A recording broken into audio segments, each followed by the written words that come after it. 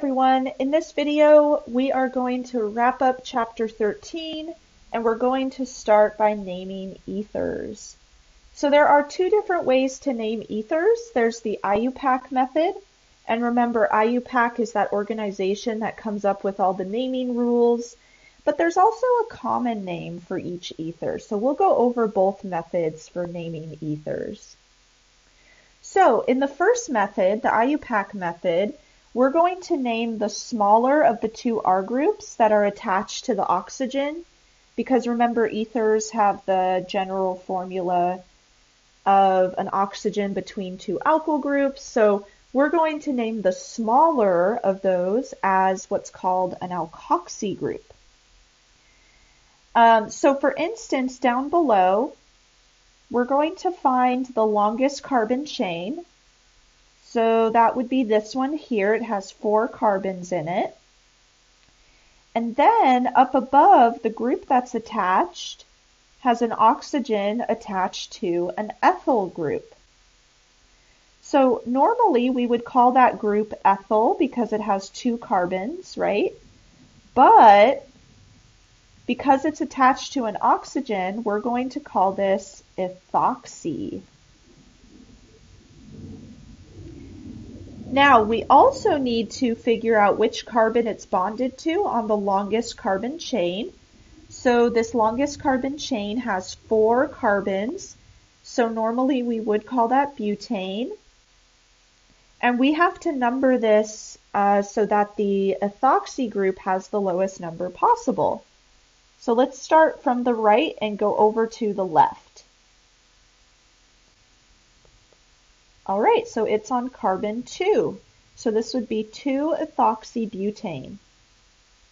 Now, there is another way to name this, the common method. So let's go over that method. So instead of treating that entire oxygen group up above as one group, we're actually going to treat all of the carbon chains as separate groups. So the group up above we would call ethyl. The group down below is called, normally we'd call it butyl, but because the oxygen is attached to the second carbon in the chain, we would actually call this sec-butyl. And if you don't remember how to name these alkyl groups, you can always refer back to the flashcards that are on Canvas under modules. All right, so now we just have to list these 2 groups, and we'll end the name with ether. So name the groups attached to the oxygen alphabetically and add the word ether.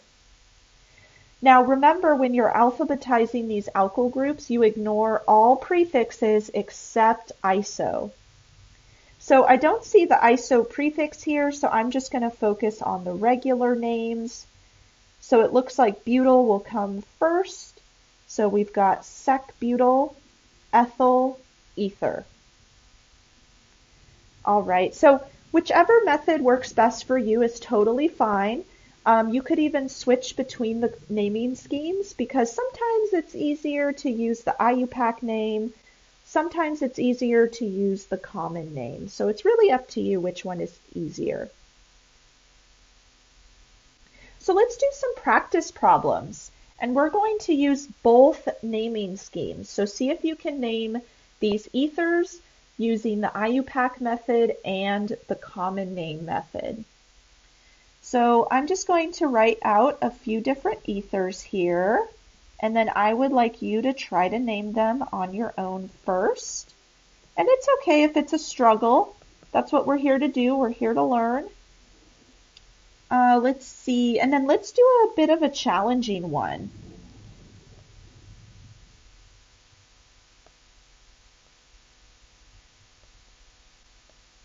Okay, so see if you can name these on your own first, and when you're done, unpause the video and we'll go over it together.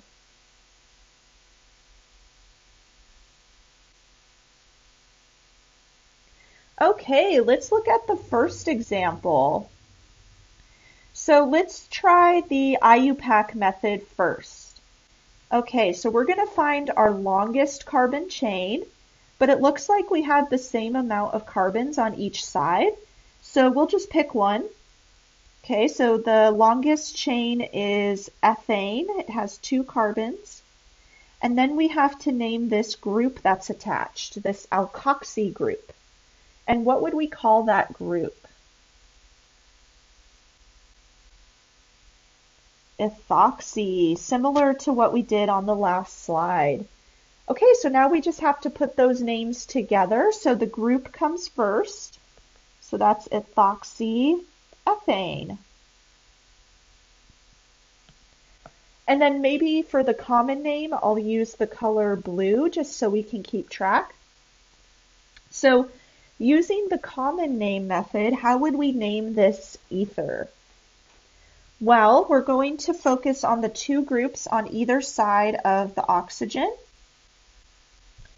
And let's see, what would we call those groups? Ethyl and ethyl. Now you might be tempted to call this ethyl ether, but we can simplify it by calling it diethyl ether. So that's the common name. Now, a lot of people will just refer to this as ethyl ether or just ether. But if you want to be more exact about it, we'll call it either ethoxyethane or diethyl ether.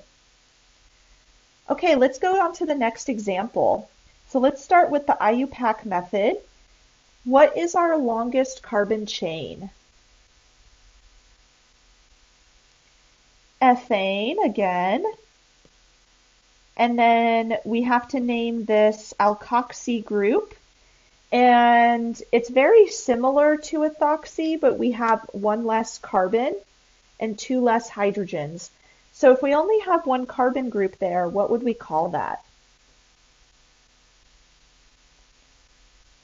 Methoxy. Okay, so this would be methoxyethane for the IUPAC name. What about the common name? So again, we want to focus on the groups that are attached to the oxygen. So what is the group on the left called? Methyl. And what about on the right? Ethyl. We saw that up above. Okay, so then we just have to alphabetize those groups. So ethyl comes before methyl, E comes before M. So this would be ethyl, methyl, ether for the common name. Okay, and so our last one is a bit of a challenge. It looks like we have 2 benzene rings on either side of that oxygen. But let's start with the IUPAC name. So what is our longest carbon chain? A benzene ring, right? So we would just call that benzene. And then we have to name this alkoxy group. So remember, when a benzene ring is a group, we call it phenyl. So if there's an oxygen attached as well, we're going to call this phenoxy. So that's kind of a fun name. All right, so we'll just put that together. This is phenoxybenzene.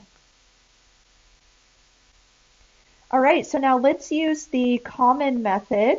So we've got these benzene rings on either side, but again, remember that when they're a group that's attached to something, we call it a phenyl group. So how would we name this ether? So we call it diphenyl ether. And again, that is the common name. So that last one was a bit challenging, so don't worry if you didn't get that one right away. It's no worries. Just wanted to throw that one in there for some fun. Okay, now Before we move on from naming ethers, there are a couple of cyclic ethers that we should talk about because they're very common in chemistry. So the first one on the left is called furan, and the one on the right is called puran. So both of these are heterocyclic rings. Heterocyclic means that the ring contains atoms other than carbon. So notice that we have a 5-membered ring on the left. So 4 of those ring atoms are carbons. And the last one is oxygen. And then we also have these alternating double bonds. Then on the right, we have a 6-membered ring. So 5 of the atoms in the ring are carbons. And the last one is oxygen. So again, these are just important to know because they're going to come up again later. So they are important in organic chemistry. Now let's talk about some properties of ethers. So remember, ethers have an oxygen atom in between 2 alkyl groups, and those could be different alkyl groups. So we'll just put a little parenthesis or apostrophe, next to the second R there. So oxygen is very electronegative. However, because of those 2 surrounding alkyl groups, ethers are much less polar than alcohols. Ethers are also more soluble in water than alkanes because of that same oxygen atom. But they're less soluble than alcohols because they're less polar. Ethers also have low boiling and melting points because of their inability to hydrogen bond between molecules. So we'll talk about that in a second. Ethers are also not very reactive, so they don't really go through that many reactions. And in fact, we call them inert, which means that they're non-reactive. So they're kind of similar to alkanes.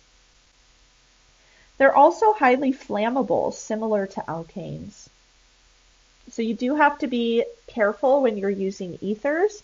You don't want them to get too hot. So let's talk about that hydrogen bonding. So let's consider the molecule dimethyl ether. So that's an oxygen atom with 2 methyl groups attached.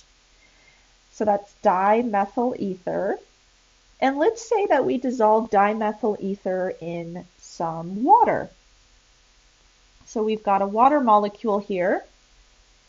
Remember, hydrogen bonding occurs if you have a hydrogen bonded to a nitrogen atom, an oxygen atom, or a fluorine atom.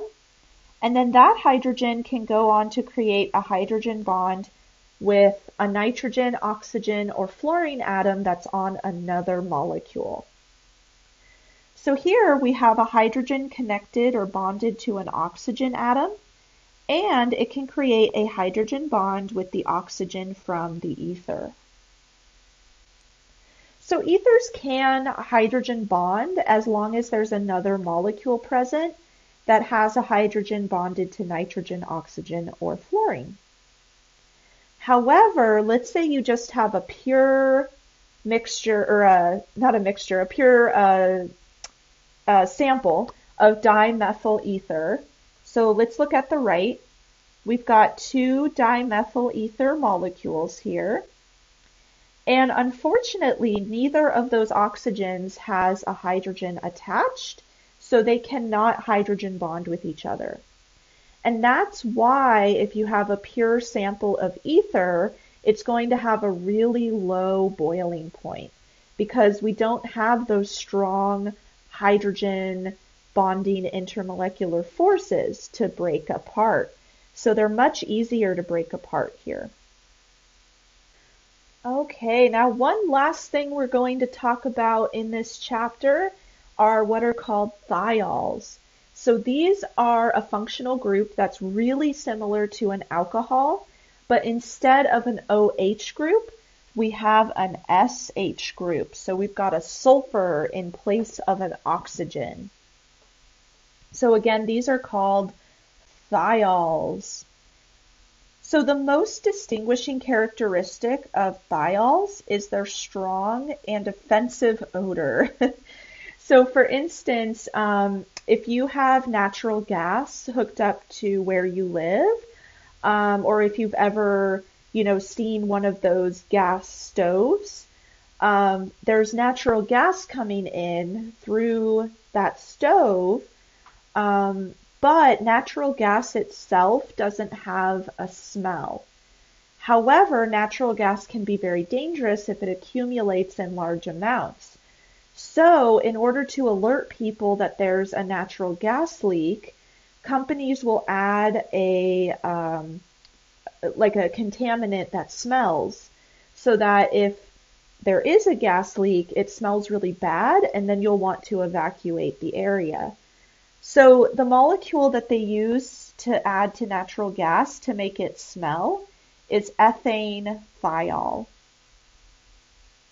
So that would be a 2-carbon group with an SH group attached. Oh, I meant to write an H instead of an O there. There we go. So instead of an OH group, you have an SH group attached. Now, another thiol that has a really strong odor is 1-propane thiol. So this is the odor that's found in garlic and onions. Now, if you've ever been sprayed with a skunk, or if like your dog has been sprayed by a skunk, or your car, or really anything, then you know how bad it smells. Well, the reason that it smells really bad is skunks will emit this molecule called trans-2-butene 1-thiol, and it's shown down below. So we've got our longest carbon chain, so that has 4 carbons in it. The 2 carbon groups are opposite each other on the double bond there, so that's why we have a trans molecule. And we have this thiol group that's attached to the first carbon on the chain. So this is what's responsible for that horrible smell that skunks emit. In general, anything that has a sulfur atom in it smells pretty bad, but these are pretty characteristic smells. Now, thiol groups can go through very similar reactions to alcohol groups. So for instance, if you have 2 thiol molecules, they can go through oxidation to form something called a disulfide linkage. And these are really important structural features for proteins. This is what can give proteins their shape. So proteins in our body, for instance, or even those in the foods we eat. So down below we have the general reaction. We have 2 molecules of this thiol and an oxidizing agent. And that oxidizing agent is going to grab a hydrogen from each thiol molecule to make a water molecule. And then the leftover thiols will create our disulfide. So if we kind of write this out in more detail,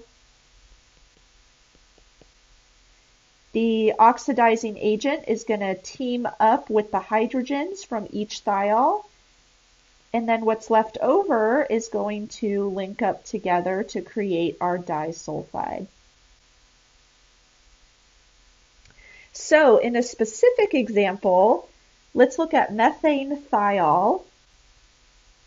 If we oxidize that, we'll end up with our water molecule, and what's left over are 2 methyl groups on either side of our disulfide linkage.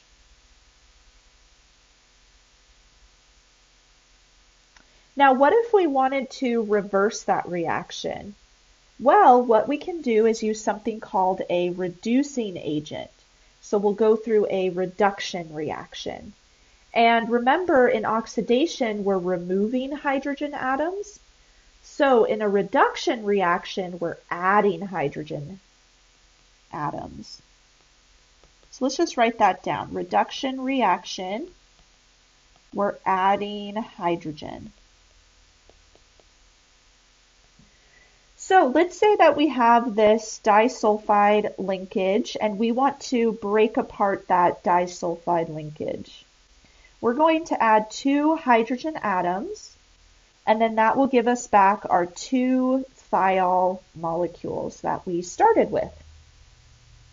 So for example, on the last slide we saw the formation of this molecule here with our disulfide linkage and then 2 methyl groups, one on either side. If we add 2 hydrogen atoms, that's going to break this bond here, and then we're just going to add a hydrogen on each side.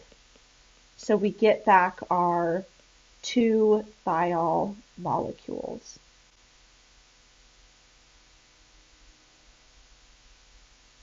Now, before we go, let's just talk very quickly about polyfunctional compounds. So these are compounds that have 2 or more functional groups. And as we've seen so far, functional groups do determine chemical properties of compounds, so how they react with other compounds. So we saw that alcohols go through very specific reactions, and then double bonds go through their own set of reactions. So functional groups play a huge part in reactivity. So if you have multiple functional groups, then your compound could go through multiple different reactions. So as an example, glucose has, has a lot of alcohol groups. So it looks like there's actually 5 alcohol groups attached to glucose, which is a sugar. And then we have this group on the end. What is that group called? Do you remember?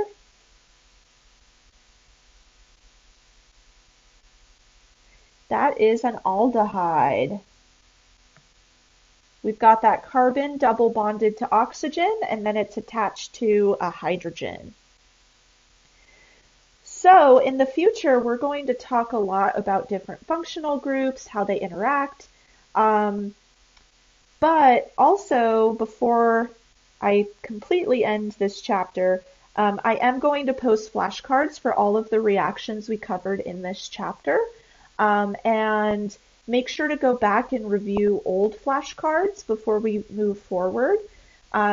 Organic chemistry is very cumulative, so it builds on itself. So you can't really study one chapter and then forget the information. You do have to keep building on top of that information. All right, so if you have any questions, please email me or message me on Canvas.